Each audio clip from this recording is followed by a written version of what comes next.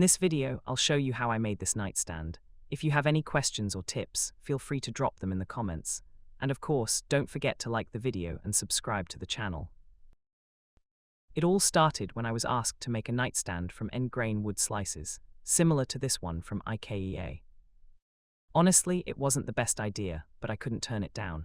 After a lot of thinking about what wood to use, the universe stepped in and gave me the chance to buy some beautiful slices from a huge dried chestnut tree. That's when the project really began. Let me show you how it all came together. Even though the slabs were heavily cracked, some parts still had a moisture content of over 30%. So the first thing I did was dry them properly and level out the surfaces. It makes the next steps easier, no high precision needed. This wasn't too difficult, since chestnut isn't very hard, but it's still strong enough.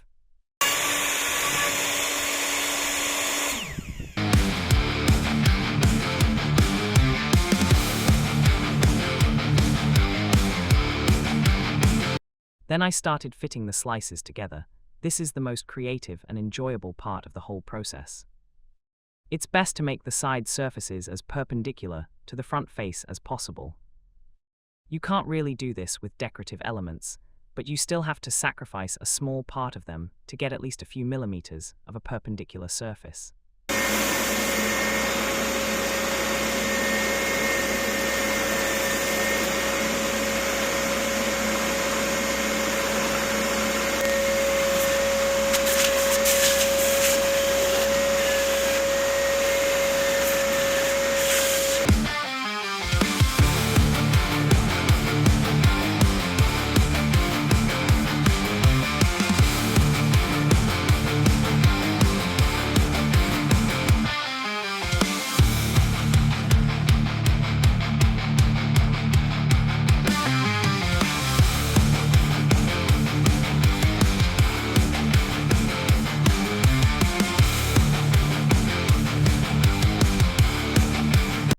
The bandsaw is one of the most important tools for this kind of work. You don't need a lot of power, but the distance from the frame to the blade can be a limiting factor in some cases.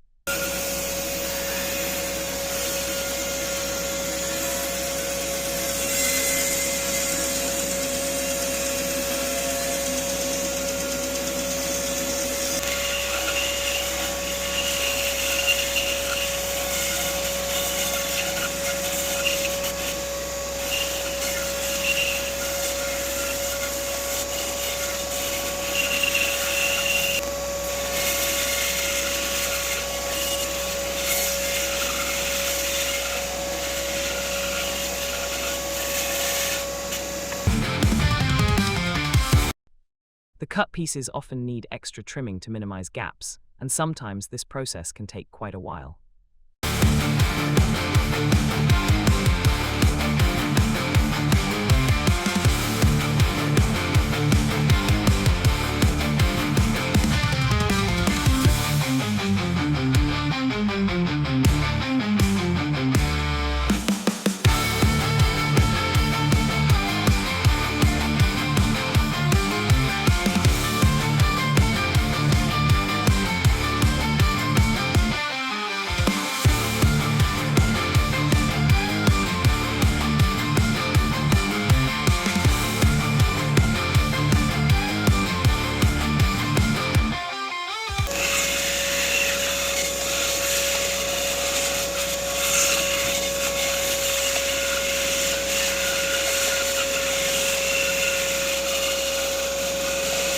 Once all the pieces of the puzzle are ready, it's time for the epoxy.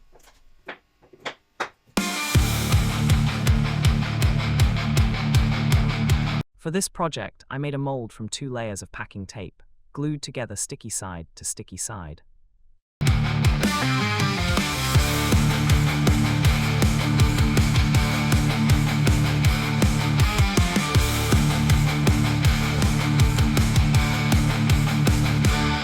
Before pouring the black epoxy, I treat the surface and let it sit for a few minutes to soak in. This helps reduce unwanted staining and also lets you get a sense of the final color.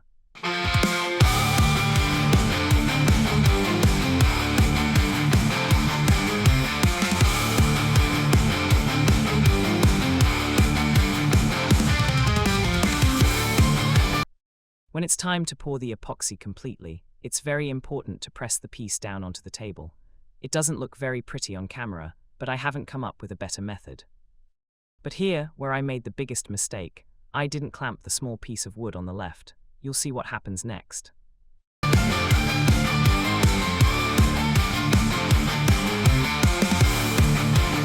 Air bubbles keep coming up constantly.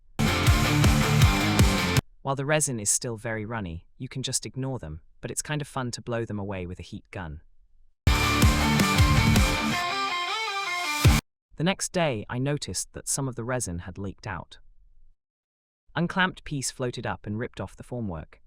I saved most of the resin, but some was lost.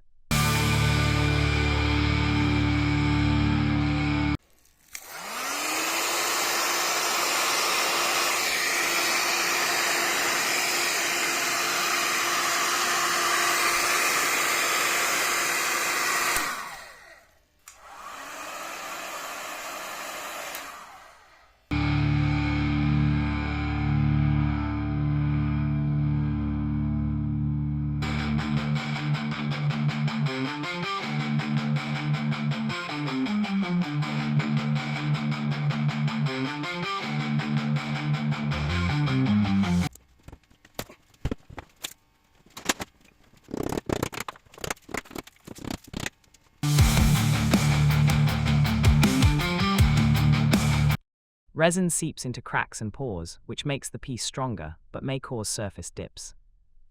These defects are easy to fix with another layer of epoxy. In any case, it's best to wait 2-3 times longer than the main layer's curing time before the next step.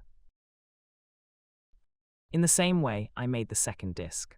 For the slab that became its base, I decided to make the crack as narrow as possible while keeping its shape.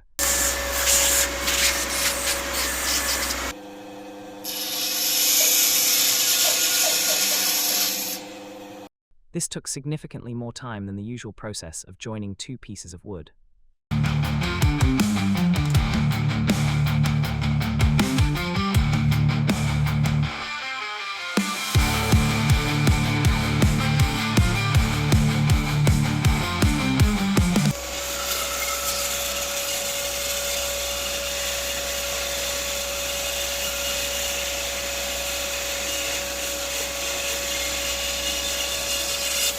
I keep gaps as small as possible but cut a central groove. It uses more epoxy, but helps it spread better and forms a skeleton, making the piece stronger.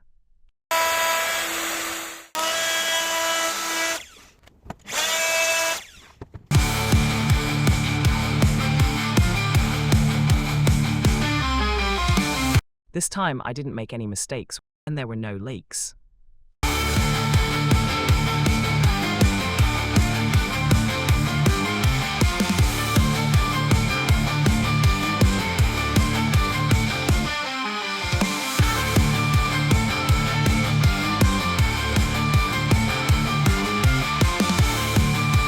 Two to 3 weeks after the last pour, it was time to move on.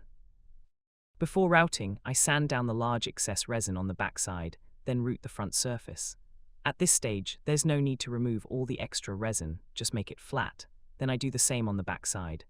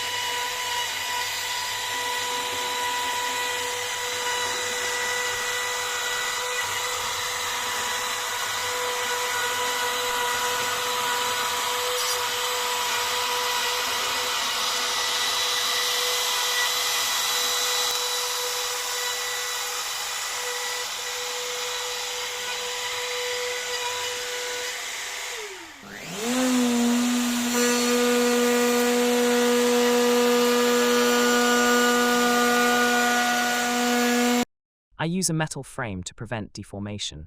It takes time and can feel overkill, but it's better than regretting it later.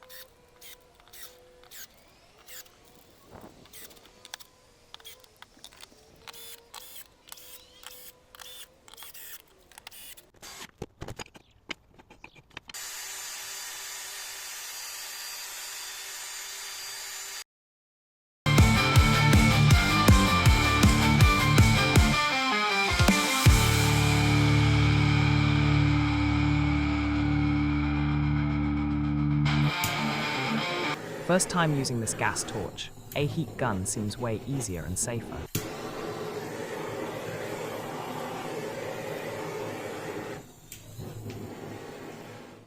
Finally, the prep work is done, and the project is entering the home stretch, which seems to stretch way beyond the horizon. For the final routing, it's best to use new blades to make sanding easier.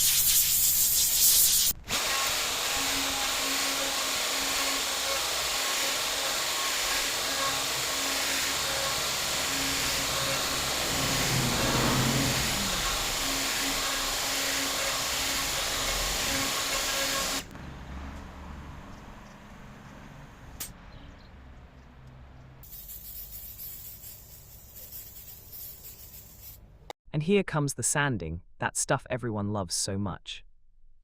Removing router marks, even on this small, relatively soft wood piece, it's quite tiring.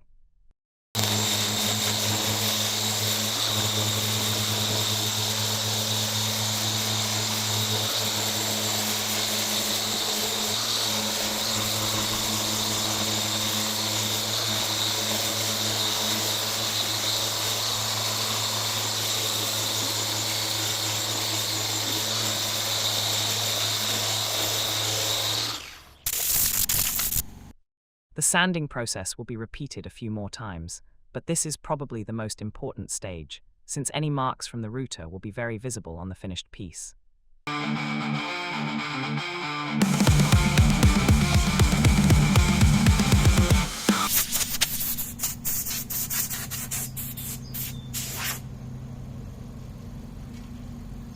After sanding, I coat the surfaces with epoxy again, which makes the tabletop harder and smoother. But again, it takes a lot of time and effort.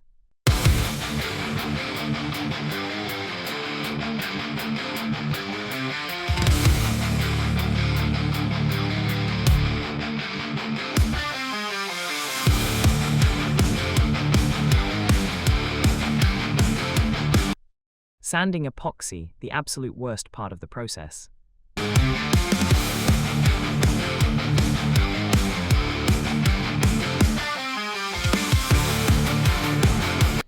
Filling wood cavities works best after epoxy. It reduces unwanted staining.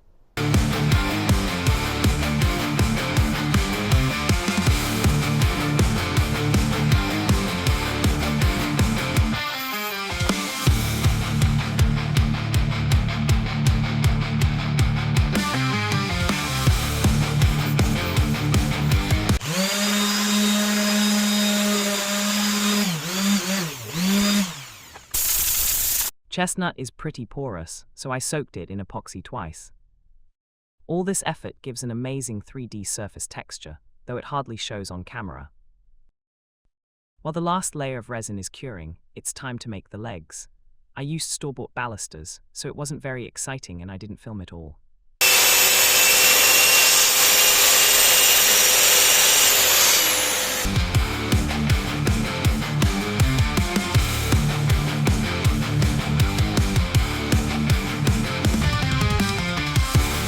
After another grueling epoxy sanding, it's time for the first finishing coat. Even the first coat looks good on camera, but the smooth, flat surface makes all imperfections clearly visible. I ended up repainting 5 times to achieve acceptable quality.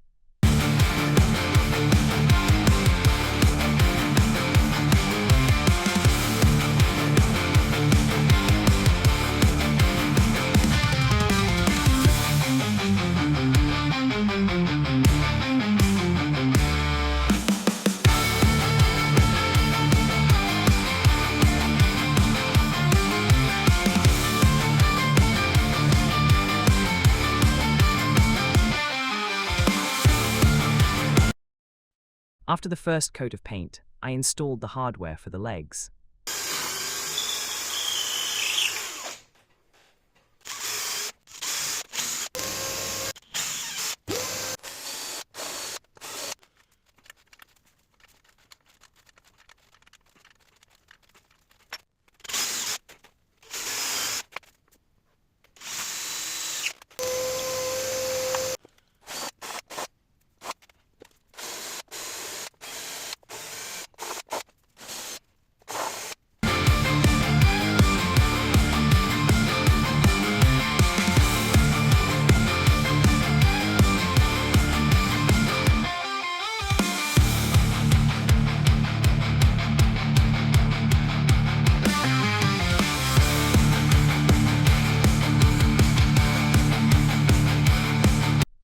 Now it's time for assembly.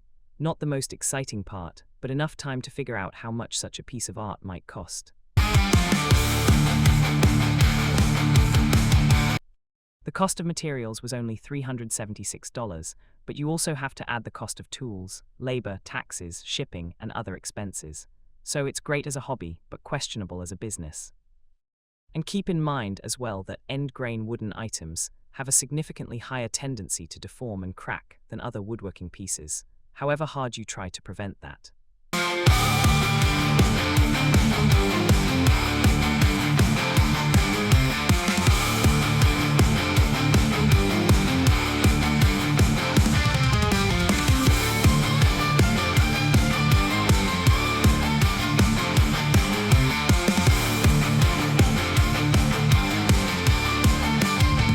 If you have any questions or tips, feel free to drop them in the comments. And of course, don't forget to like the video and subscribe to the channel. Thanks for watching.